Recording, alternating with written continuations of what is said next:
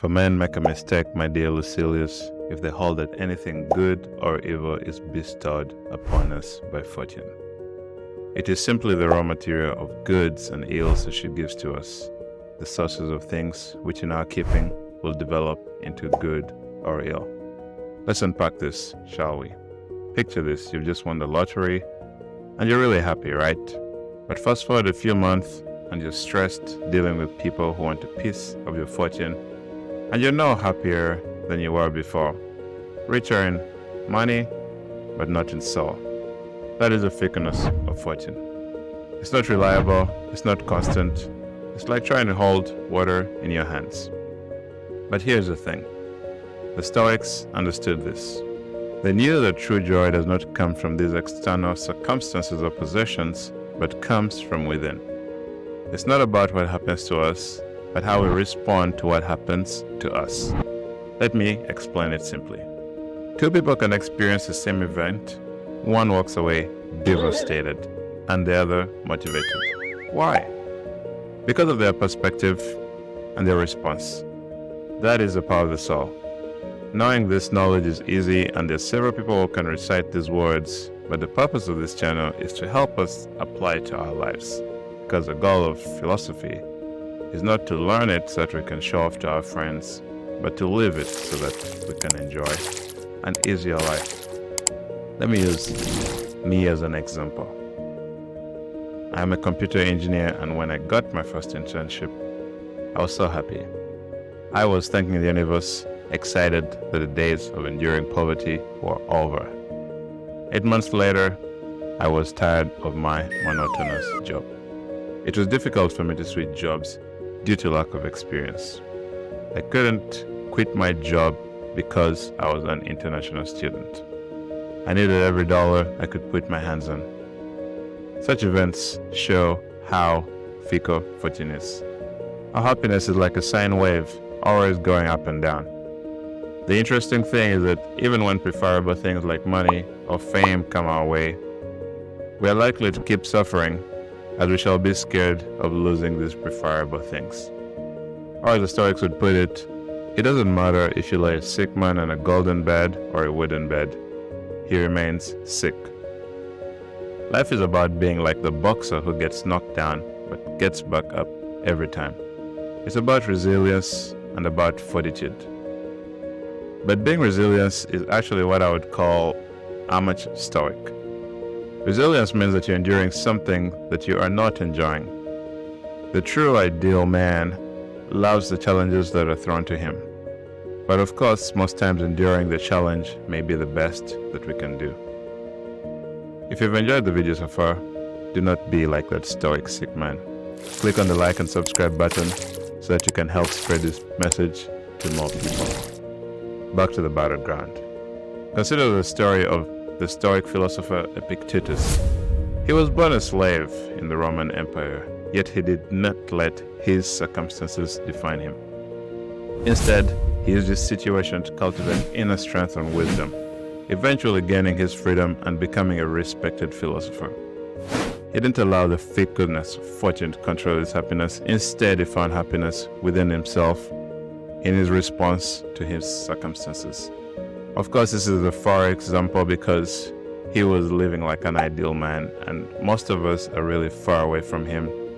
But the closer we can get to his kind of level, the easier our lives will get for us.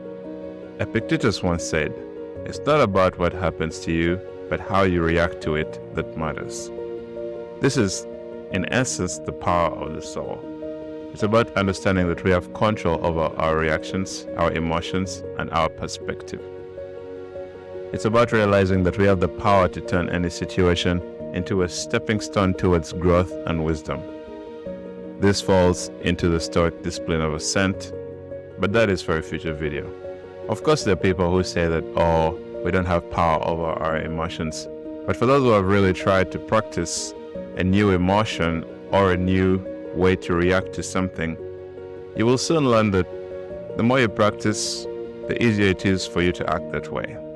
And that led me to think that we really do have power over emotions. But anyway, how do we do this? How do we find this inner strength? It starts with understanding and accepting the nature of life. We must stop undermining our abilities, and to do that, let us first start by thinking on this quote by Seneca. For the soul is more powerful than any sort of fortune. By its own agency, it guides its affairs in either direction, and of its own power, it can produce a happy life or a wretched one. Okay, so we have two pathways here. Number one, we can think of our tough circumstances as bad, horrible events that happen by chance. If that is the case, wouldn't it make more sense to try to make the most of it?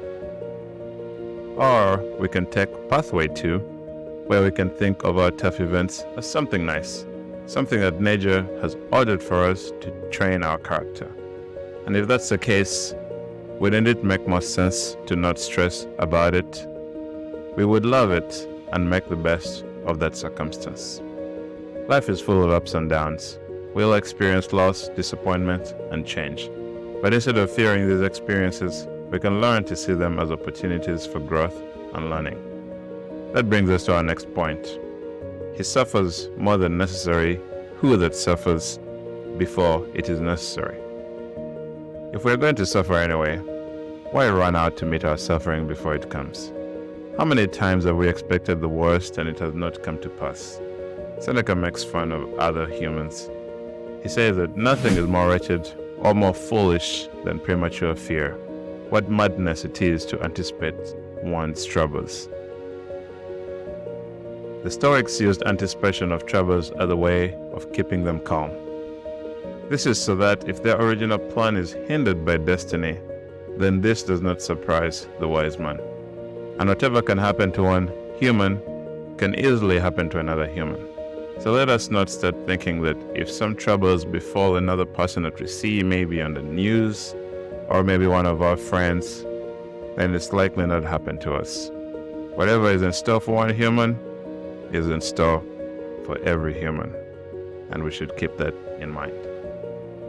Now, if we misuse our mind's power of anticipation of the future and we become consumed with anxiety because we believe that the objects that bring us pleasure must remain in our possession forever, our souls will never be at rest.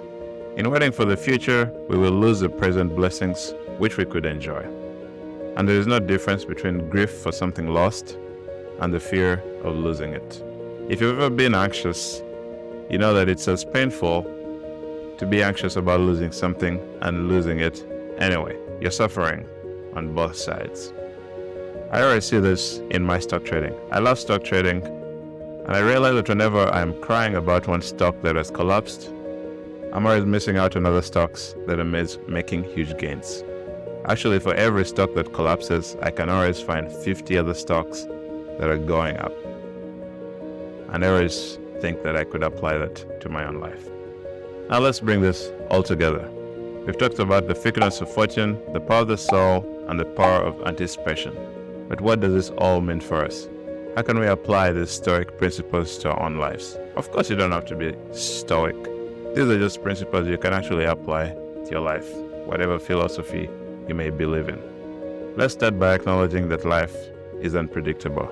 Fortune can change in an instant. One day we're on top of the world, and the next we're at the bottom. But remember, it's not about what happens to us, it's about how we respond. It's about finding that inner strength, that resilience that allows us to keep going no matter what. Once you find that resilience has become easy for you, then move on to the next step of loving whatever happens to you, meeting every event with a cheerful mind.